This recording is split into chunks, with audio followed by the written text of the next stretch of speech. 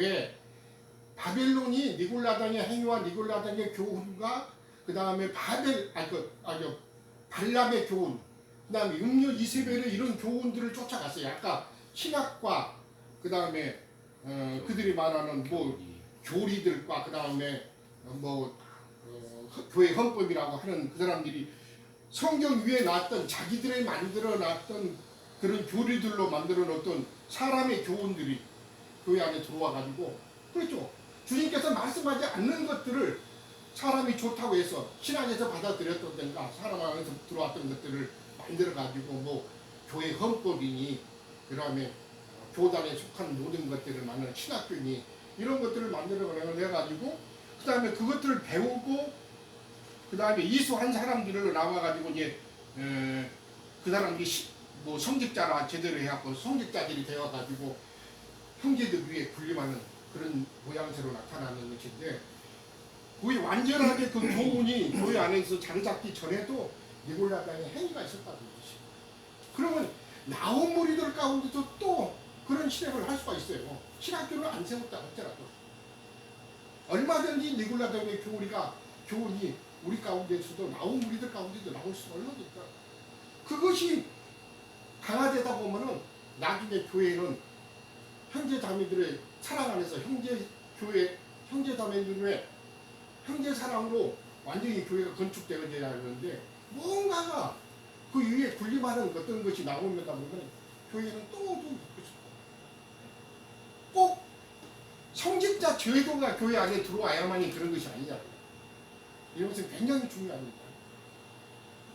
제가 구체적으로 그런 말씀을 안 드렸지만은 형제 자매들은 교회 생활을 하면서 그런 것들을 아마 교훈 삼아서 무엇이 교회를 어렵게 하는 것인가 챙겨봐야 돼요. 그래서 니골라당의 니골라당의 행위가 먼저 들어오고 그 다음에 니골라당의 교훈이 아주 자리 잡은 다음에 그 다음에 당연히 그런 사람들에게는 교회 안에서 헌금을 해가지고 뭔가를 보답을 해줘야 된다 하면서 그 사람들은 이제 세상 일은 놓고 이제 하나님의 일만을 해야 되니까 그래서 발람의 교훈이 또 따라서 들어오는 것이죠. 그러다 보면 그것이 많아지니까 음녀 이세벨의 교훈으로 이제 따라가게 되는 것이죠. 이런 것들을 형제 자매들은 꼼꼼하게 가져가 봐야 돼요. 뭐든지 주님이 미워하시는 것이면 하나님의 교회 안에서는 우리 자신도 미워해야 돼요. 싫어해야 되고 퇴치해야 돼요. 그래서 주님이 원하시는 아름다운 영광스러운 교회를 건축한데 그런 이제 교회를 어떻게 세울 것인가에 대한 이상을 먼저 보시고 그 다음에 또 한 것이 이제 봐야 될 것이 우리 가운데 이제 구약에서 몇 말씀을 좀 찾아보시죠. 출애굽기 보시고 제가 지난번에 시민들 가셔서 출애굽기라든가 열왕기상은 말씀을 안 드렸는데 구약의 성막과 성전을 건축하는 장면을 모형으로 먼저 보시고 26장 먼저는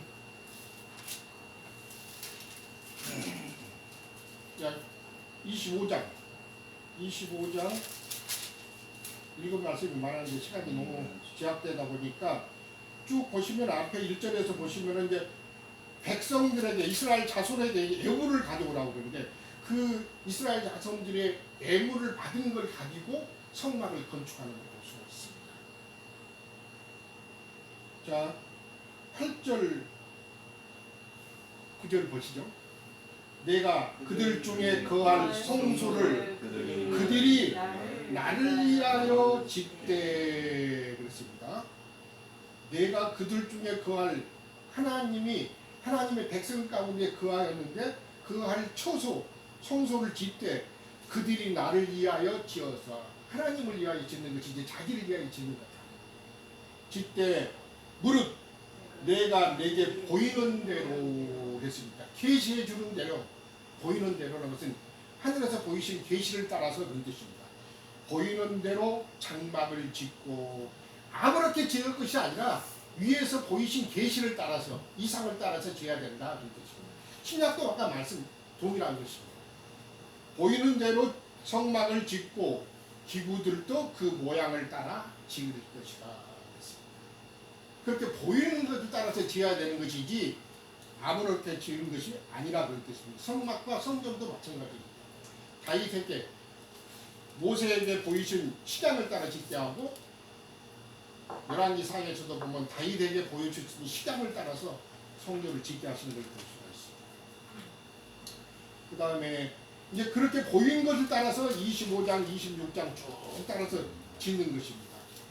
그 다음 짓는 것인데 구약에서는 조각목에다가 금을 입혀가지고 짓는데 받침 아까 보면은 받침이 있고 기초석이 있는 것을 볼 수가 있는데 에베소서도 마찬가지입니다. 그러니까 구약은 모형이고 신약은 실제고 계시록 21장 거룩한 성 세르살렘은 완성이란 말이에요.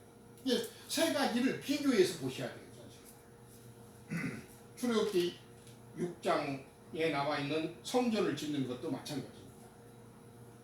이 계시를 따라서 이렇게 짓고 신약의 말씀을 잠깐 보겠습니다. 고린도전서 3장을 보겠습니다.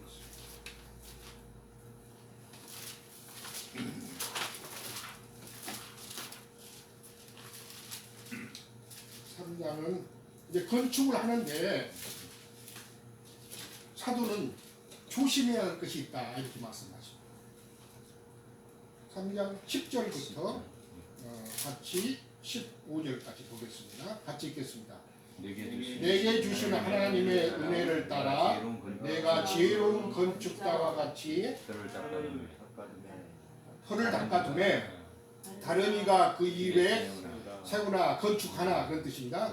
그러나 각각 어떻게 그 이에 세울까를 조심할지니라. 조심하라고 그랬습니다.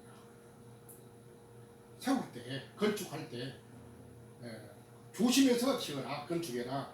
자, 이 닦아둔 것 외에 다른 터는 없죠? 예수 그리스도가 터입니다. 터 위에 능히 다른 터를 닦아둘 자가 없으니 이 터는 곧 예수 그리스도라. 아니 바벨론을 건축한 사람들은 뭐 다른 터 위에 교회를 세워요? 다 예수 그리스도 위에 터를 세워서 하죠.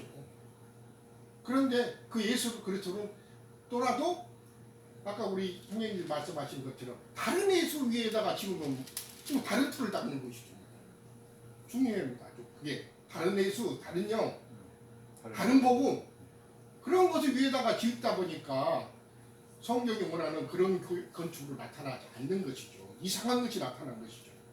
자, 12절 만일 누구든지 금이나 은이나 보석이나 나무나 풀이나 집으로 터 위에 세우면 터는 제대로 닦아놨어. 그런데 세울 때 금이나 은이나 보석은 어디요? 거룩한 성 세르살렘에는 금과 은과 보석으로 건축된 걸 볼 수가 있죠. 거기는 나무나 풀이나 집은 없습니다. 우리도 위에 있는 교회는 위에 있는 예루살렘이라고 그랬으니까 갈라디아서 5장에 보시면은 사라는 위에 있는 예루살렘이 우리 어머니다 그랬습니다. 교회는 우리 어머니입니다. 교회는 위에 있는 예루살렘의 나타남입니다. 실제입니다. 그런데 나무나 풀이나 집으로 세우면은 다 불로 시험할 때 이제 읽어보시면 자 13절부터 보시죠. 각 사람의 공적이 나타날 터인데 그날이 공적을 밝히리니 이는 불로 나타내고 그 불이 각 사람의 공적이 어떠한 것을 시험할 것이다. 구약에 보시면 이 불은 제단에 있는 불입니다. 불이 나와서 하나님이 원하시지 않는 것으로 봉사하면 불로 태워버렸어요. 그 누가 그랬죠? 불태움을 입었고 죽는다는 거죠. 네. 봉사자들이 제단불에서 나오는 불로 말미암아 봉사하지 않으면 하나님 앞에서 그 봉사하는 것이 연락이 안 되는 것을 보여주신 것인데 신약에 있는 교회 생활도 마찬가지입니다. 우리가 어떻게 그러면 이제 이상을 봤어. 교회에 대한 이상을 봤는데 그럼 어떻게 세울 것이냐? 나무나 풀이나 집으로 세울 것이냐? 아니면 금이나 은이나 보석으로 세울 것이냐? 지금 에베소서 그 말도 하는 것입니다. 속 사람으로 세워야 된다. 새 사람으로 세워야 되지. 옛 사람으로 와가지고 겉 사람으로 와가지고 사람 많이 모아갖고 세울 것이 아니라는 거지. 그러니까 속 사람이 강건하게 되어가지고 날마다 옛 사람을 벗어버리고 속 사람으로 건축된 것이 하나님 앞에는 온전하게 세우는 것이지. 집 태워버리면 자 시험할 것인데 다 14절부터 보겠습니다. 만일 누구든지 그 위에 세운 공적이 그대로 있으면 상을 받고 은이나 금이나 보석으로 세웠으면 불로 시험할 때 이것은 태워질 것이 아닙니다. 주님의 시험하는 불을 지나왔기 때문에 태워질 것이 절대 안 태워지죠. 영원한 것이기 때문에 거룩한 성 예루살렘의 건축자료는 금과 은과 보석 이런 것들로만 건축될 수 있는 것이지 나무나 풀이나 집은 거기에 들어갈 것이 못 되는 볼 수가 있어요.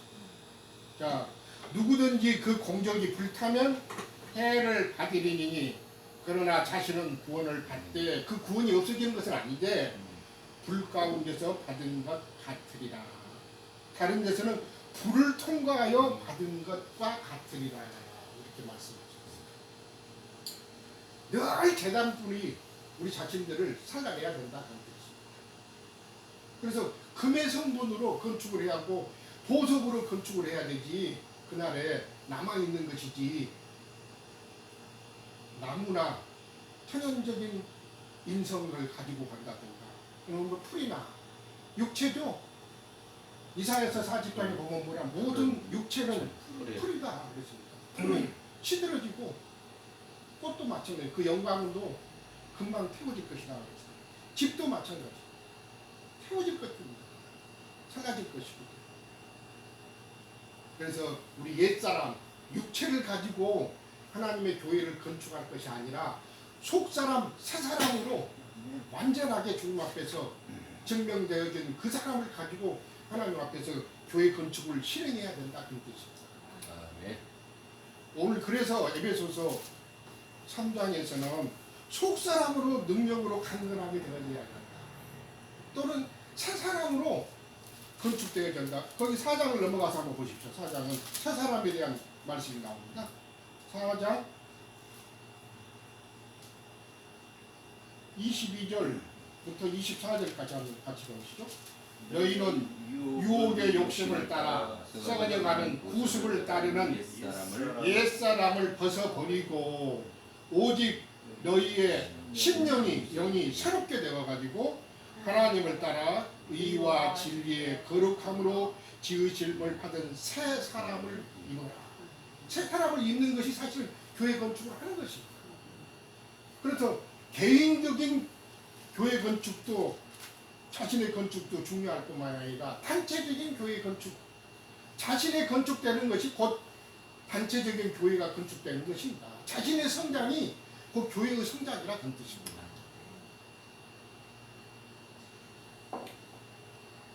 최종적으로 여기 오늘은 그 넓이와 길이와 높이와 깊이가 나왔습니다. 구약의 성막과 성전을 건축하는데 거기도 보면 다 장과 광과 고가 나옵니다. 교회 생활도 마찬가지입니다. 그 넓이와 높이가 개인적으로도 넓이와 길이와 높이가 깊이 있는 사람이 되고 높이가 있는 사람이 되고 정말 넓혀진 사람이 되고 그리고 장수한 사람이 되고 이런 사람이 돼야지 우리가 주님을 만났으면. 계시록에도 보면 거룩한 성 새 예루살렘에 대한 장과 광과 고가 나옵니다. 거기는 깊이는 안 나옵니다. 왜?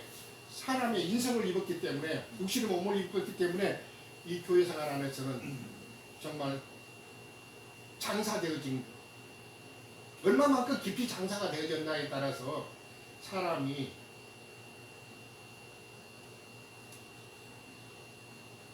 부활의 능력도 나타납니다. 다르기 때문에 교회 생활 안에는 깊이를 내었지만 완성에서는 더 이상 깊이가 필요 없기 때문에 장과 광과 고만 이런 말씀들을 정말 깊이 있게 상고하시면서 우리는 이상도 봐야 될 뿐만 아니라 실제적인 교회 건축을 어떻게 생명으로 건축해야 되는데 하나님 앞에서 우리 자신들이 옛사람이 완전하게 겉사람이 완전하게 흡혀져지고 제어되어져서 속사람으로 강건해지고 새사람으로 온전케 되어져서 형제자매들고 정말 그리스도의 사랑 안에서 완전하게 뿌리가 박혀가지고 저런 외풍에도 흔들리지 아니하고 오늘 그 바깥에 우리 대한민국의 나라를 전체를 흔들었던 유명한 사람들이죠. 신천지라는 사람들이 아주 어떻게 그렇게 많은 사람을 끌어모으고 그 다음에 어떻게 교육을 시켜가지고 그렇게 많은 사람들이 세워져서 그런 이상한 교단을 이렇게 만들어가는가 보면서 저도 배울 것이 참 많았어요. 야, 그 사람들은 대단하다.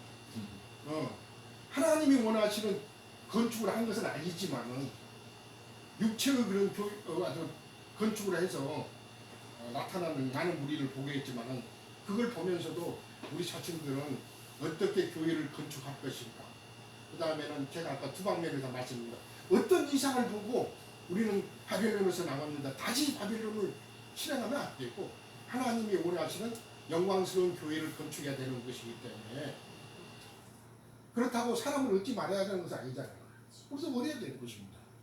그런 데서 그들의 열성과 그들의 그런 아주 열심과 그런 헌신과 그런 것들을 아마 영안에서 이렇게 보면서 우리 자신들도 주님 앞에 그날에 가가지고 우리 그런 산이 그 다음에 우리 보산이 없어지게 하지 않고 남아있고 그 다음에 주님 앞에 연락되기 위해서는 영안에서 그런 봉사가 하나님 앞에 연락이 되는 것이지 육적인 그런 봉사 겉사람의 육체를 가지고 하는 그런 봉사는 연락이 안 되는 것이니까 우리 건축이 하나님 앞에 연락되기 위해서 주님께로부터 받아서 속사람 안에서 새사람 안에서 하나님 앞에 열심을 내서 봉사하는 그런 봉사로 말미암아 아름다운 그런 교회 생활이 우리 가운데 나타나기를 소망하는 사람입니다. 네. 마치겠습니다. 마칩시다.